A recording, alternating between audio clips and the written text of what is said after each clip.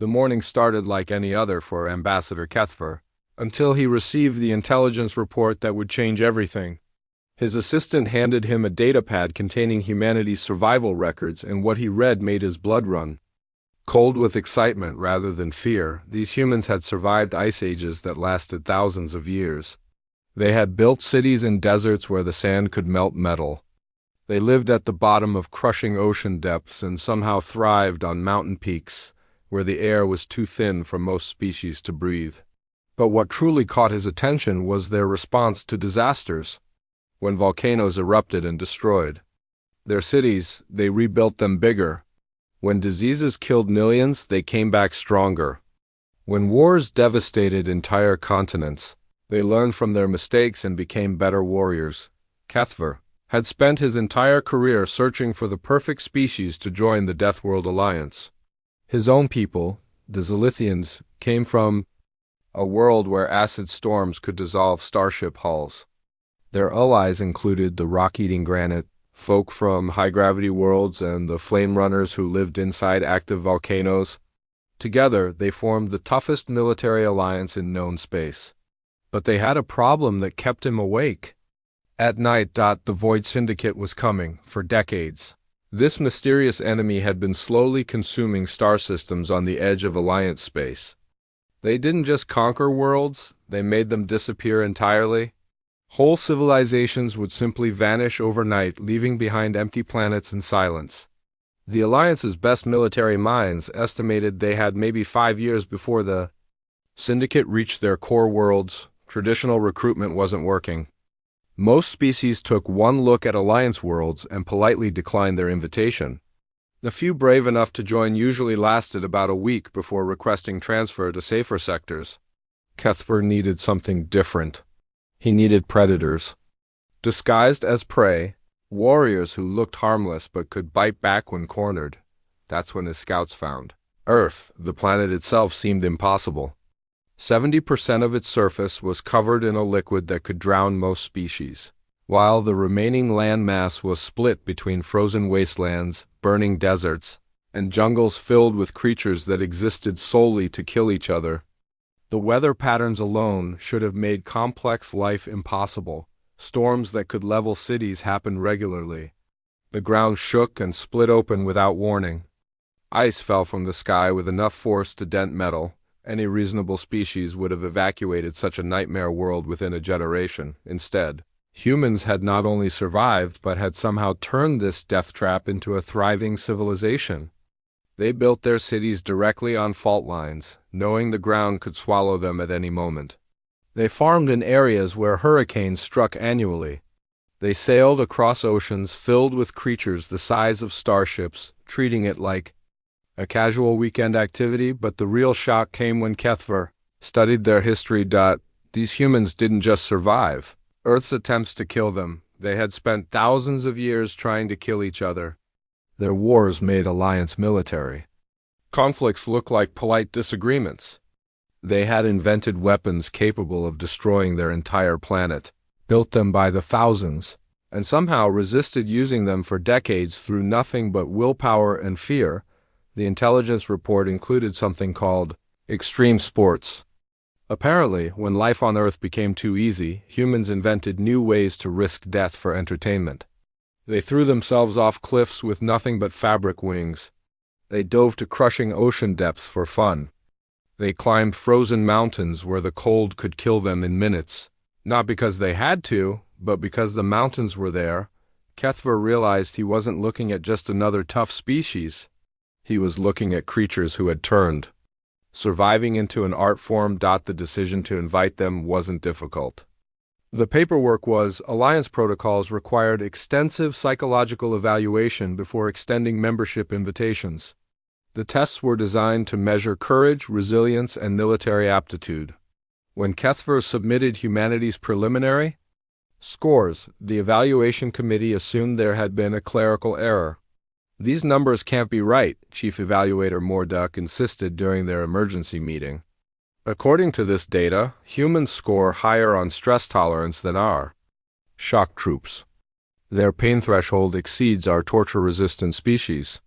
And their tactical thinking, He paused, reviewing the numbers again. "They're off the charts." Kethver assured him the scores were accurate. He had triple-checked them himself. "But look at their homeworld classification," Morduk continued. "It's barely a Class 7 Deathworld. Our recruiting standards require Class 9 minimum. How can a species from such a mild environment possibly be suitable for Alliance membership?" That's when Kethver shared the real intelligence files. The committee spent the next 6 hours reviewing human history, and by the end, even the most skeptical members were convinced. These weren't just survivors, they were apex predators who had somehow learned to cooperate instead of destroy each other. The formal invitation took 3 weeks to draft. Alliance diplomatic protocol was complex under normal circumstances, but inviting a completely unknown species required approval from 12 different committees. Each group wanted to add their own requirements and restrictions. The military wanted combat demonstrations. The scientists demanded biological samples. The politicians insisted on cultural exchange programs. Kethver fought every bureaucratic battle personally. He knew the Void Syndicate wouldn't wait for paperwork to be completed. Every day of delay brought them closer to Alliance space. He needed those human warriors, and he needed them fast. Finally, the invitation was approved and transmitted to Earth. The response came back within hours, which surprised everyone. Most species took weeks or months to consider Alliance membership. Humans apparently made decisions quickly. Dr. Lisa Zhang, Earth's lead xenobiologist, accepted the invitation on behalf of her species with an enthusiasm that both excited and worried Kethver. Her message included detailed questions about Alliance worlds, military organization, and defensive strategies. She also requested permission to bring research teams to study Alliance biology and technology. Something in her tone reminded Kethver of how his own people sounded when they discussed new hunting grounds. The final surprise came when Earth announced their diplomatic delegation. Instead of sending politicians or scientists, they were sending military personnel. Not just officers, but combat veterans from multiple wars. Their justification was practical. If they were joining a military alliance, they wanted their soldiers to evaluate alliance capabilities firsthand. Kethver approved the arrangement, though something nagged at him. In all his years of recruitment, he had never encountered a species that responded to a military alliance invitation by immediately sending their best warriors to assess their new allies' weaknesses. As he prepared his homeworld for humanity's arrival, Kethver couldn't shake the feeling that he had made either the best decision of his career or the worst mistake in Alliance history. The intelligence reports painted humans as the perfect soldiers, tough, adaptable, and experienced in warfare. What they didn't mention was whether these perfect soldiers could be trusted not to turn their skills against their allies. That question would be answered soon enough. The human ship was already en route, carrying representatives of a species that had conquered their own homeworld so thoroughly that they had started looking for new challenges among the stars. Kethver just hoped he hadn't accidentally invited wolves to guard the sheep. The human ship arrived 3 days ahead of schedule, which should have been impossible given the distance they had to travel. When Kethver asked how they had managed such speed, Commander Jake Williams just shrugged and said they had taken some shortcuts through a few dangerous sectors that most species avoided. He said it like he was talking about taking a different route to avoid traffic. The first shock came when the humans stepped off their ship onto Scarthic Prime without any protective gear beyond basic environmental suits. Kethver had prepared medical teams and emergency shelters, expecting the newcomers to need immediate assistance. Instead, he watched through his monitoring station as the human delegation walked casually across the landing pad, chatting among themselves as if they were visiting a pleasant vacation spot. The atmospheric conditions alone should have been overwhelming. The air was thick with sulfur compounds that burned most species' lungs. The temperature was hot enough to cook meat.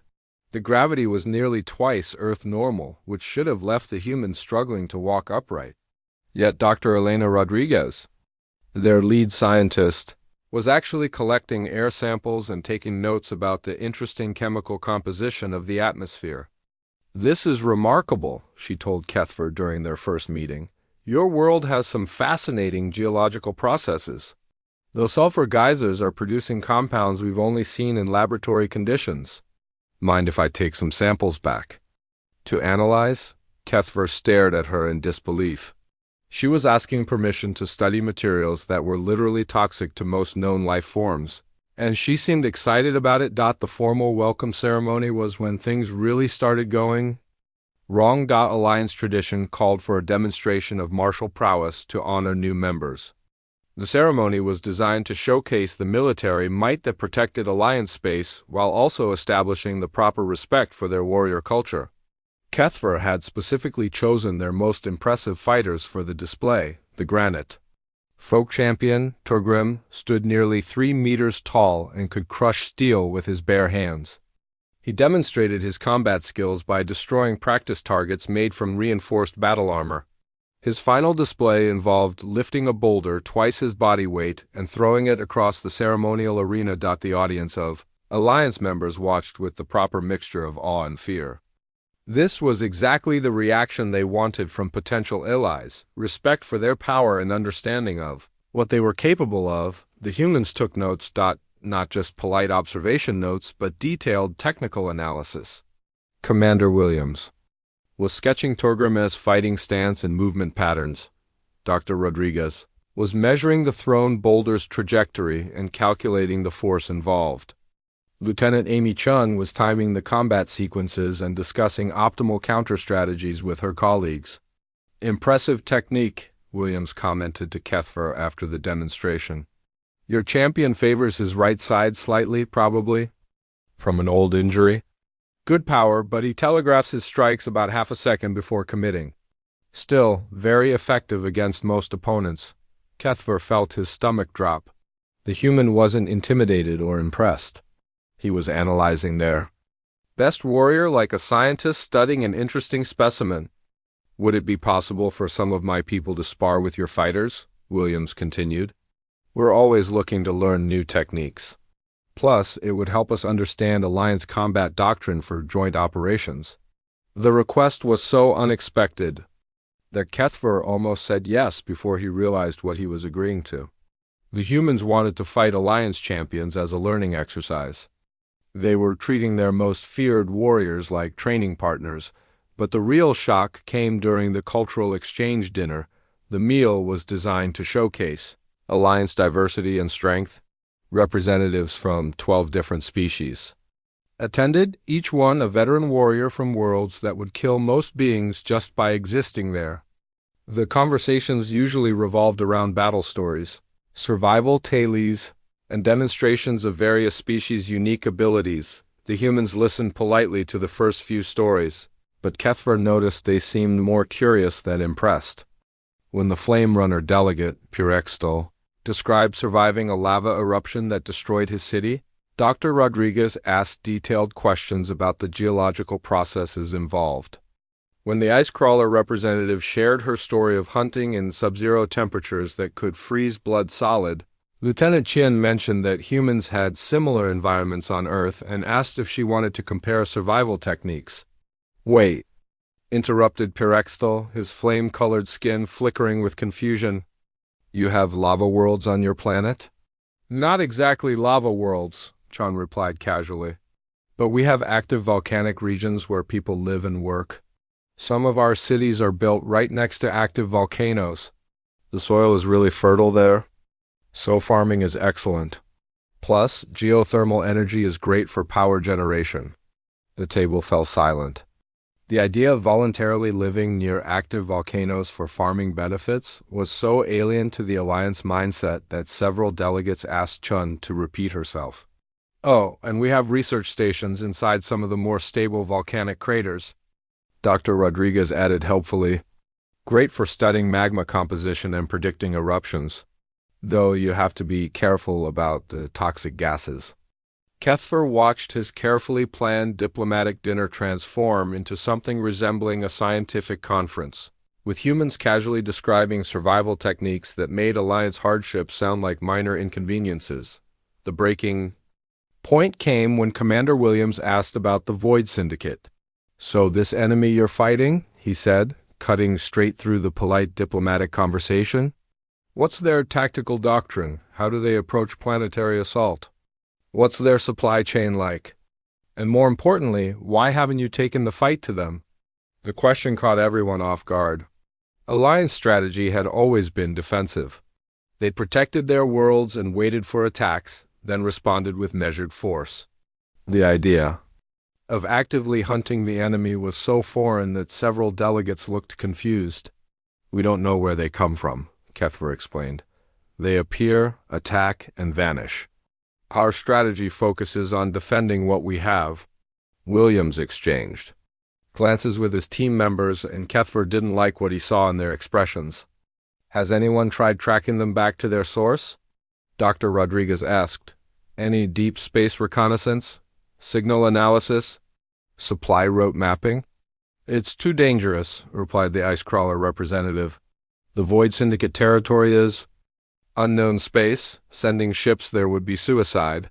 Interesting, Williams said, but his tone suggested he found Alliance caution more puzzling than reasonable. After dinner, Kethver overheard fragments of conversation between the human team members. They were discussing intelligence gathering operations and strategic reconnaissance missions with the same casual tone they might use to plan a grocery shopping trip.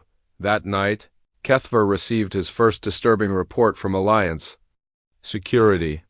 The humans had requested detailed maps of Void Syndicate attack patterns, military response protocols, and defensive capabilities of Alliance worlds. When asked why they needed such information, Commander Williams had explained they were developing preliminary operational assessments for potential future cooperation. The phrasing bothered Kethver more than he wanted to admit. Military allies usually asked about joint training exercises or coordination protocols.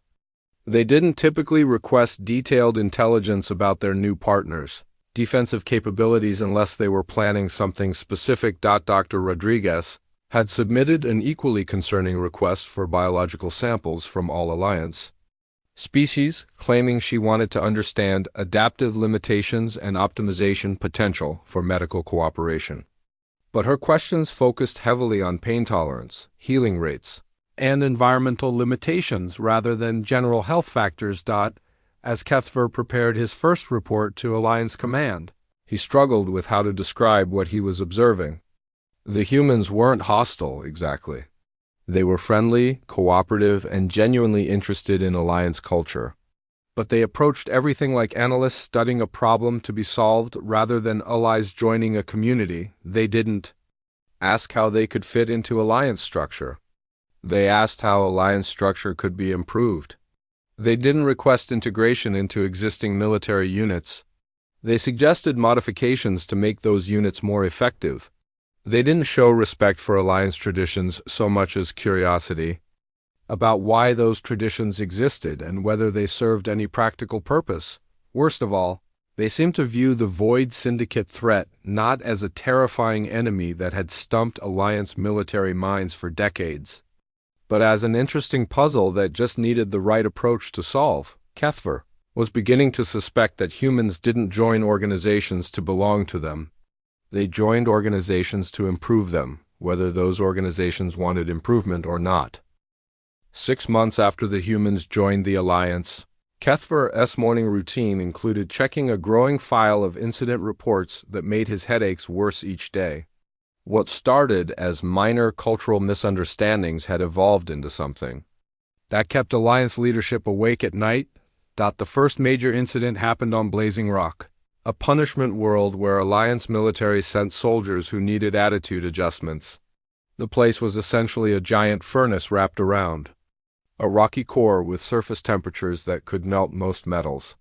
Alliance protocol was simple. Soldiers were stationed there for 30 days maximum, with full environmental protection and emergency evacuation procedures ready at all times. Captain Diana Foster had established a permanent human base there. Her initial report was enthusiastic and deeply disturbing. Excellent training environment, she wrote. Temperature variations provide natural stress testing for equipment and personnel. Volcanic activity offers realistic combat simulation opportunities. Recommend expanding facility to accommodate battalion level operations.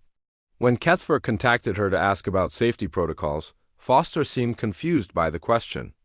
Safety protocols for what? She asked. The environment's challenging but manageable. My teams are actually requesting extended rotations here, great for building character. The phrase building character appeared in 17 subsequent human reports about worlds the Alliance considered barely habitable. Apparently, humans didn't just survive deadly environments. They used them as recreational activities, but the real concern wasn't where humans could survive. It was who they were making friends with. The Shardkai had been quarantined for good reason. Their species was so aggressively territorial that they attacked anything that entered their space, including other Shardkai from different tribes. Alliance policy was clear: maintain minimum contact, honor the quarantine boundaries, and hope they eventually learn to play nicely with others. Lieutenant Commander Ryan Torres ignored all of that. His first official contact with the Shardkai involved challenging their border patrol to what he called competitive exercises. Instead of the expected bloodbath, the Shardkai were apparently delighted to find someone willing to fight them for fun rather than survival. Within weeks, Torres had established regular training exchanges where human and Shardkai warriors beat each other senseless and then shared drinks afterward. They're not aggressive, Torres explained in his report. They're Borg. Their whole culture revolves around combat, but they've been isolated so long they've run out of worthy opponents. They just needed someone who could keep up with them. The footage from these training exchanges was horrifying. Kethfer watched humans and Shardkai engaging in combat that would kill most Alliance species, treating potentially lethal encounters like friendly competition. The worst part was how much fun everyone seemed to be having. Dr. Elena Rodriguez's research reports were causing panic among Alliance scientists for entirely different reasons. Her biological surveys read like shopping lists for someone planning to optimize living beings. She documented pain thresholds, healing rates, environmental adaptations, and genetic variations with scientific precision that would have been admirable if it wasn't so comprehensive. Fascinating variations in stress response among Alliance species, one report noted. The Zilithian nervous system shows remarkable pain tolerance but limited recovery speed. The granite folk demonstrate superior physical resilience but reduced flexibility. The ice crawlers have excellent cold adaptation but significant heat vulnerability. Each species represents specialized solutions to specific environmental challenges. When asked about the purpose of her research, Rodriguez explained she was developing optimization protocols for mixed species operations. The phrase sounded innocent enough until Kethfer realized she was essentially creating a manual for exploiting the biological weaknesses of every Alliance member. But the report that finally triggered emergency leadership meetings came from Admiral James Wright. Wright had spent 3 months conducting what he called a comprehensive strategic assessment of Alliance military capabilities. His conclusions were delivered with the casual tone of someone pointing out that a door was painted the wrong color. Current defensive doctrine is inadequate for long-term survival, Wright's report began. Alliance strategy focuses on reactive measures rather than proactive threat elimination. Territorial defense is prioritized over strategic resource control. Military assets are distributed inefficiently across multiple weak points rather than concentrated for maximum impact. The report included detailed recommendations that made Kethfer's blood run cold. Wright suggested consolidating Alliance populations onto strategically defensible worlds while converting others to resource extraction and military staging areas. He recommended reorganizing Alliance command structure under unified strategic leadership and implementing standardized training protocols across all member species. What he was describing, in careful military language, was the complete dismantling and reconstruction of Alliance civilization under human management. These are suggestions, Wright emphasized when confronted about his report. We're just trying to help you guys be more efficient. The current setup has some vulnerabilities that could be problematic if things get serious. The casual way he discussed reorganizing entire civilizations was somehow more disturbing than if he had delivered ultimatums. And threats. The real crisis came when Alliance intelligence discovered what the humans were doing in their spare time. Captain Foster's recreational activities on Blazing Rock included mapping underground mineral deposits and testing new extraction techniques. Her base wasn't just a training facility, it was becoming a full-scale mining operation that could strip the planet of valuable resources within a few years. Torres's friendship with the Shard Kai had evolved into something resembling a military alliance. Human and Shard Kai forces were conducting joint operations that looked suspiciously like preparation for large-scale warfare. When questioned, Torres explained they were sharing tactical knowledge and building mutual understanding through combat exercises. Dr. Rodriguez's biological research had expanded to include detailed studies of Alliance technology, communication systems, and cultural structures. Her files contained enough information to completely understand and potentially manipulate every aspect of Alliance society. Most disturbing of all, Admiral Wright had been quietly meeting with Alliance military commanders, offering consultation services on improving their defensive capabilities. Several commanders had already implemented his suggestions, which consistently involved concentrating more authority under centralized command structures. Kethver realized that humans didn't just solve problems, they optimized entire systems, whether those systems wanted optimization or not. They looked at the Alliance and saw inefficiencies that needed correction, weaknesses that required strengthening, and potential that was being wasted through poor management. The Emergency Alliance Council meeting lasted 14 hours. Representatives from 12 species debated what to do about their human allies, who were technically following all Alliance protocols while somehow managing to gradually take control of everything they touched. "They're not conquering us," Chief Military Advisor Gregton observed. "They're improving us. Whether we want improvement or not? The question," added Chief Evaluator Mordek, "is whether we can survive being improved by humans." The debate revealed the horrible truth about their situation. The humans were genuinely trying to help. They saw Alliance weaknesses and wanted to fix them. They identified threats and developed solutions. They found inefficiencies and created optimizations, but their definition of help involved transforming the Alliance into something completely different from what it had been. They didn't respect existing systems so much as view them as starting points for better designs. "We wanted allies," Kethver said during his final presentation to the Council. "We got efficiency experts who happen to be the most dangerous military force we've ever encountered." The Alliance faced an impossible choice. They could ask the humans to leave, which would mean facing the Void Syndicate without their most capable warriors. Or they could allow humans to continue helping, which would gradually transform the Alliance into something unrecognizable. As the meeting ended without resolution, Kethver returned to his office to find another report from Admiral Wright. This one was marked Preliminary Strategic Assessment, Void Syndicate Elimination Protocols. He didn't open it immediately. Something told him that once he read Wright's solution to their enemy problem, there would be no going back to the way things used to be. The humans had brought them exactly what they asked for, protection from their enemies. But nobody had explained that human protection involved completely restructuring everything those enemies might potentially threaten. Kethver stared at the unopened report and wondered if the Alliance would survive being saved by humanity. The alert sirens began screaming at 0347 hours Alliance Standard Time, jolting Kethver from the first decent sleep he'd had in weeks. The Void Syndicate had finally arrived, and their invasion fleet was larger than anyone had imagined possible. 3,000 ships emerged from dark space simultaneously across 17 different systems. The coordination was perfect, the timing flawless. Within 6 hours, they had destroyed 43 Alliance outposts and were moving toward populated worlds with methodical precision. Alliance Command went into crisis mode immediately. Emergency protocols kicked in, evacuation orders went out to frontier colonies, and defensive fleets began moving to predetermined positions.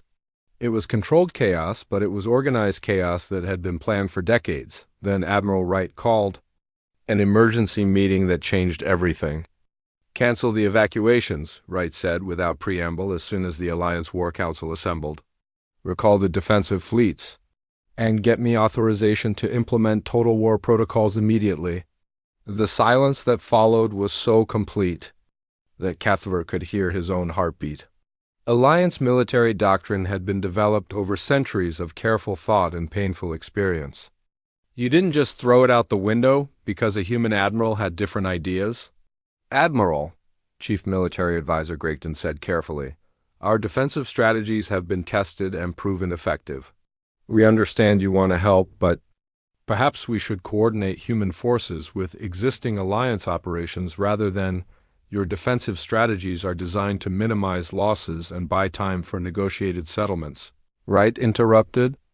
This enemy doesn't negotiate, they eliminate. Your current approach will result in the systematic destruction of Alliance civilization over the next 18 months. Wright activated a holographic display that showed the Void Syndicate's attack patterns overlaid with Alliance defensive positions. The projection was devastatingly clear. Alliance forces were positioned to slow the enemy down, not stop them. Here's what's going to happen if you follow standard protocol, Wright continued, highlighting sectors in sequence.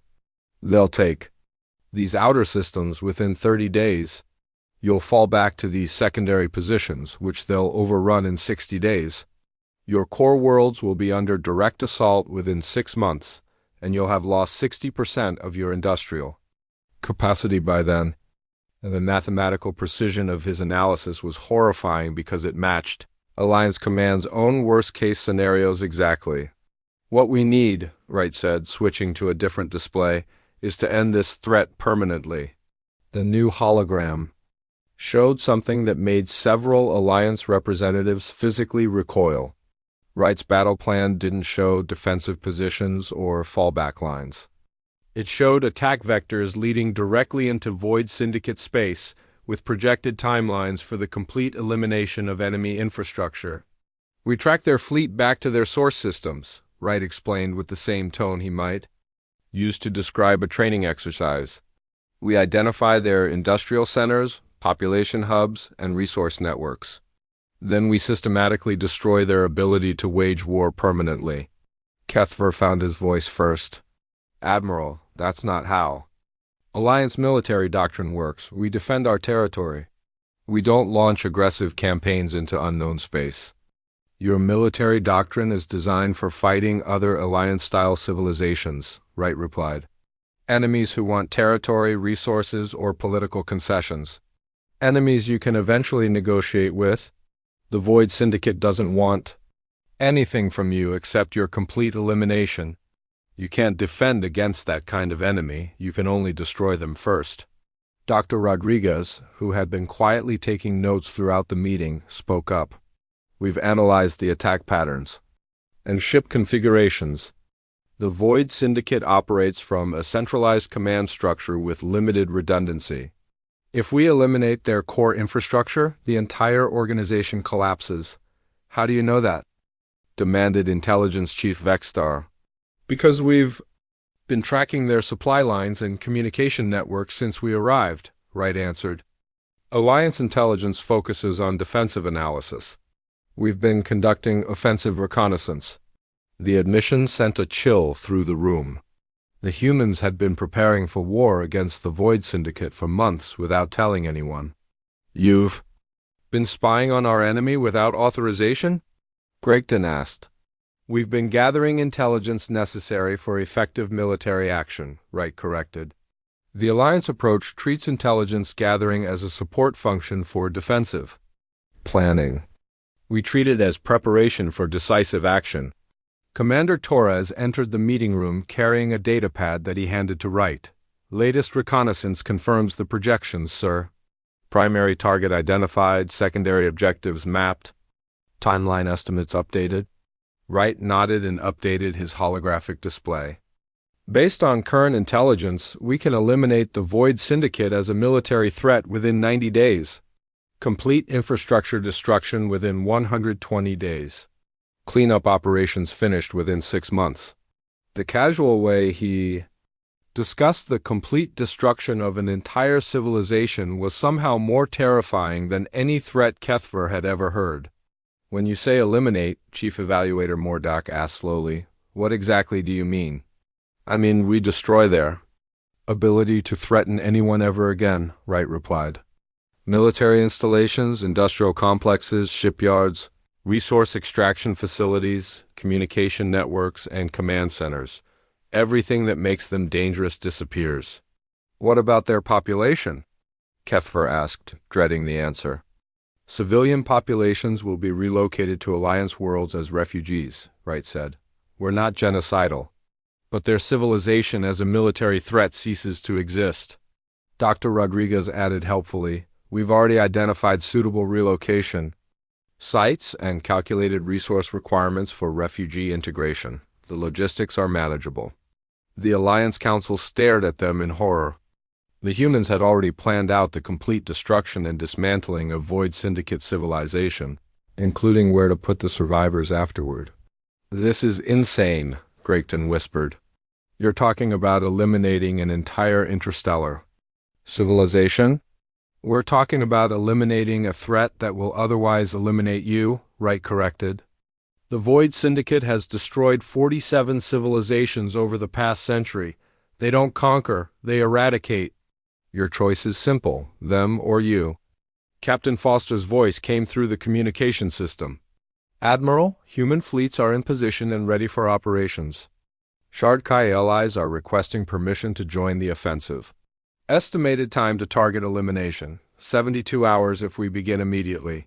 Wright looked around the room. I need authorization to begin Total War protocols. Every hour we delay gives them time to strengthen their positions and eliminate more Alliance assets. The Alliance representatives looked at each other in stunned silence. The humans were asking permission to launch a campaign of complete destruction against an enemy that had terrorized the galaxy for centuries. But they were asking as if it was a routine military operation rather than an act of unprecedented aggression. What? If we refuse? Kethver asked. Then you follow Alliance protocols and lose slowly, Wright answered. We'll honor our Alliance obligations and help with evacuations and defensive operations. But understand that defensive warfare against an elimination enemy only delays the inevitable. The terrible part was that Wright wasn't threatening them. He was stating facts with the same clinical detachment Dr. Rodriguez used to discuss biological specimens. How many Alliance casualties do you estimate under your plan? Mordak asked. Wright consulted his datapad. Acceptable losses projected at 12,000 Alliance personnel across all operations, primarily volunteer assault troops, and high-risk reconnaissance teams. 12,000? Gregton repeated faintly. That's all? The key to minimizing friendly casualties is overwhelming application of force at critical points, Wright explained. You eliminate the enemy's ability to respond effectively before they can inflict significant damage on your forces. The number was so low compared to Alliance projections for defensive warfare that several representatives asked Wright to confirm his calculations. The difference, Torres added, is that we're not giving them time to organize resistance. Defensive warfare drags on for years and gives the enemy multiple opportunities to inflict casualties. Offensive warfare ends the threat quickly. As the meeting continued, Kethver realized the Alliance faced a choice between two different definitions of warfare. They could fight the way they always had, defensively, carefully, with respect for traditional military ethics, and probably lose everything over several years of grinding conflict, or they could let humans show them what war looked like when practiced by a species that had turned conflict into an optimization problem. The vote was scheduled for the next morning, but Kethver already knew how it would go.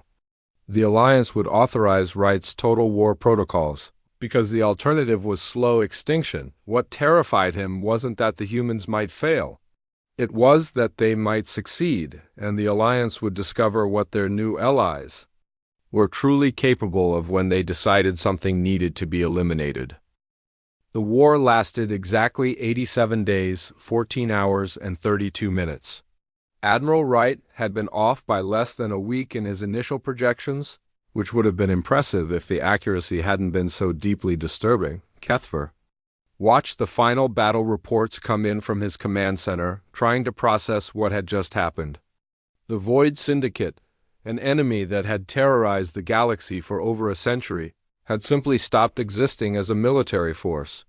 Not defeated, not pushed back, not negotiated with, eliminated with the methodical precision of someone exterminating a pest infestation. The human strategy had been brutally simple. Instead of fighting the Void Syndicate's invasion fleet, Admiral Wright had ignored it completely.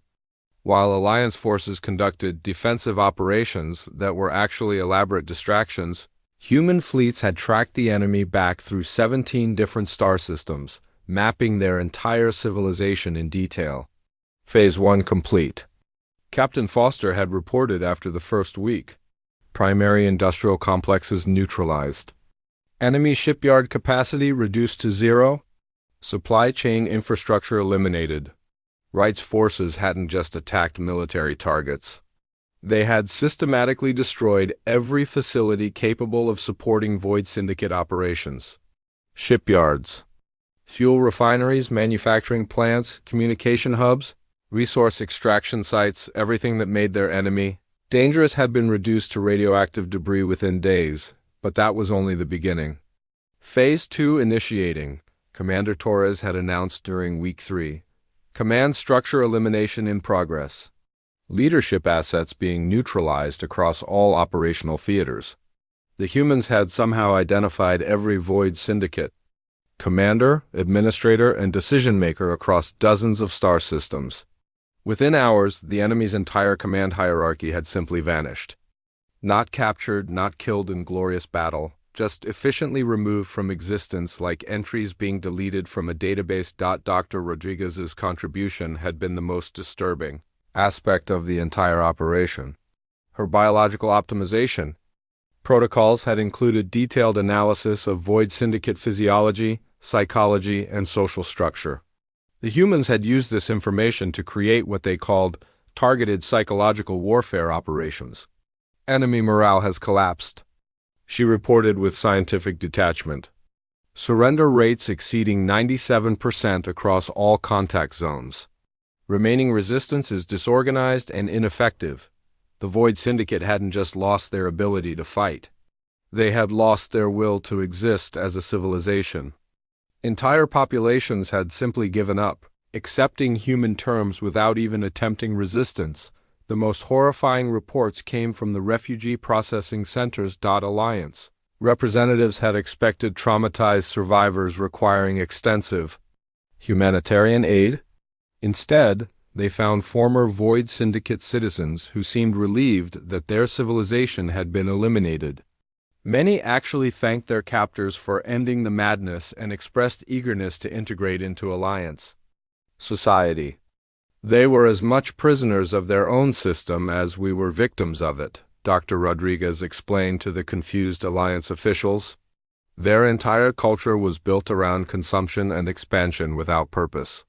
We didn't just destroy their military. We freed them from a civilization that was slowly destroying itself anyway. The casual way she discussed liberating people by eliminating their entire way of life made Kethver's skin crawl, but the war's end brought an even more disturbing realization. The humans weren't finished. Phase 3 commencing, Admiral Wright announced as Void Syndicate resistance collapsed. Infrastructure reclamation and territorial optimization beginning immediately. What Wright called territorial optimization was the systematic conversion of former Void Syndicate space into human-controlled territory.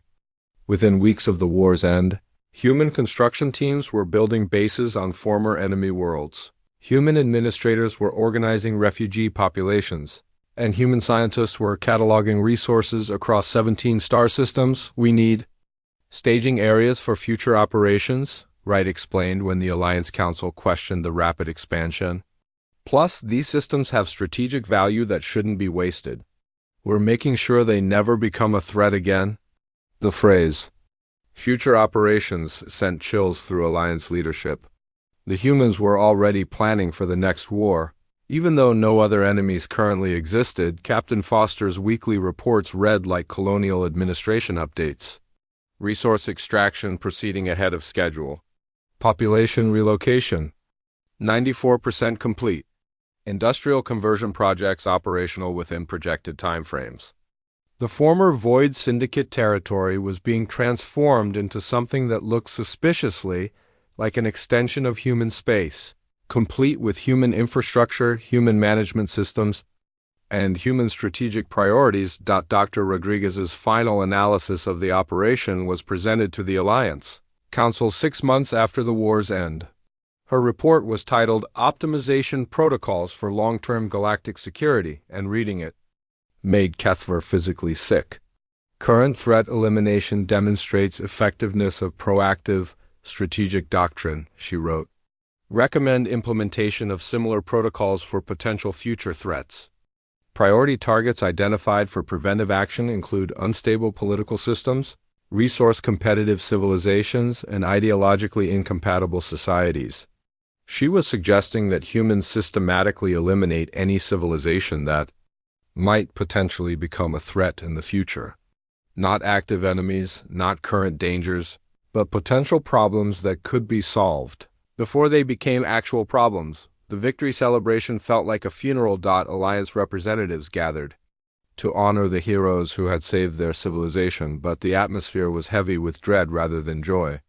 They had gained perfect security from external threats, but the price was becoming junior partners in their own alliance. Congratulations, Admiral Wright said during his address to the Alliance Council. You're now the safest civilization in known space. No external threat will ever endanger Alliance worlds again. The promise should have been reassuring. Instead, it sounded like a threat. Commander Torres presented the Alliance with detailed security protocols that would ensure continued stability and prosperity. The protocols included human oversight of Alliance military operations, human approval for significant political decisions, and human management of any contact with unknown civilizations. It's for your own protection, Torres explained. We've seen how dangerous the galaxy can be. These measures will make sure you never face another threat like the Void Syndicate. The terrible irony wasn't lost on Kethver. The Alliance had gained protection from external enemies by placing themselves under the protection of something far more dangerous than any external enemy they had ever faced. Dr. Rodriguez's recommendation for ongoing optimization of Alliance operational efficiency included suggestions that would fundamentally reshape Alliance society. Centralized resource management, standardized educational systems, unified military command, and coordinated population distribution across strategic worlds. These improvements will maximize your civilization's potential, she assured the Alliance Council. You'll be stronger, more efficient, and better prepared for any challenges the future might bring. The humans seemed genuinely confused by Alliance reluctance to embrace these optimizations. From their perspective, they were offering valuable improvements to allies who had proven they needed help managing their own affairs. Kethver's final report to what remained of independent Alliance leadership was brief and hopeless. We asked for allies to help us fight our enemies, he wrote. We received protectors who decided we needed protection from ourselves. The Alliance had achieved everything they had wanted. Perfect security, military supremacy, and freedom from external threats. But they had learned the difference between being defended and being managed. As Kethver submitted his resignation and prepared to accept a position in the new Alliance Optimization Authority under human supervision, he reflected on the lesson. That had cost his civilization its independence. When you invite apex predators to solve your problems, they don't just eliminate your enemies. They eliminate anything they perceive as a threat to your welfare, including your ability to make decisions they consider suboptimal. The Alliance was now the safest, most secure, and most efficiently managed civilization in galactic history.